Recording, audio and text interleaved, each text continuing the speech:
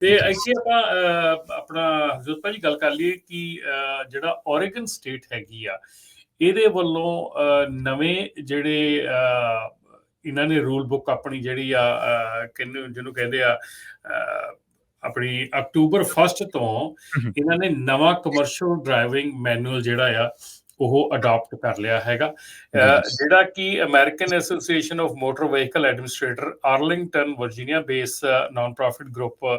ਵੱਲੋਂ ਡਿਵੈਲਪ ਕੀਤਾ ਗਿਆ ਆ। ਸੋ ਇਹ ਜਿਹੜਾ ਸਟੇਟ ਆਫ ਓਰੇਗਨ ਹੈਗੀ ਆ, ਉਹਨਾਂ ਵੱਲੋਂ ਜਿਹੜਾ ਆ ਇਹ ਨਵਾਂ ਮੈਨੂਅਲ ਜਿਹੜਾ ਆ ਉਹ ਅਡਾਪਟ ਕੀਤਾ ਜਾਣਾ ਆ। ਸੋ ਉਹਦੇ ਵਿੱਚ ਜਿਹੜੀਆਂ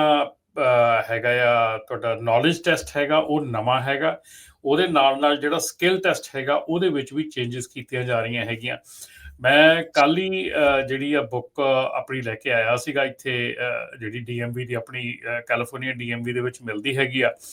ਉਹ ਮੰਗਵਾਈ ਸੀ ਬੁੱਕ, ਤੇ ਉਹਦੇ ਵਿੱਚ ਦੇਖਿਆ ਕਿ ਉਹਦੇ ਵਿੱਚ ਵੀ ਬਹੁਤ ਚੀਜ਼ਾਂ 2019 ਦਾ ਉਹ ਅਪਡੇਟ ਕੀਤਾ ਹੋਇਆ ਆ।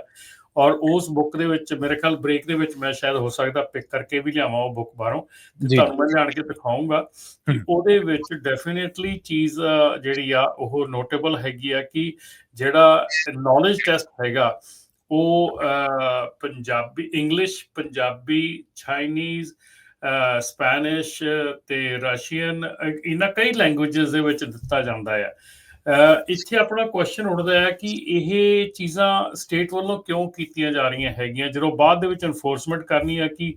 ਇੰਗਲਿਸ਼ ਨਹੀਂ ਆਉਂਦੀ। ਪਹਿਲਾਂ ਅਸੀਂ ਪੰਜਾਬੀ ਦੇ ਵਿੱਚ ਟੈਸਟ ਦਿੰਦੇ ਹੀ ਕਿਉਂ ਆ, ਜਾਂ ਅਸੀਂ ਕਿਸੇ ਚਾਈਨੀਜ਼ ਜਾਂ ਕਿਸੇ ਹੋਰ ਲੈਂਗੁਏਜ ਦੇ ਵਿੱਚ ਅਸੀਂ ਟੈਸਟ ਦਿੰਦੇ ਹੀ ਕਿਉਂ ਆ, ਜਦੋਂ ਸਾਡੀ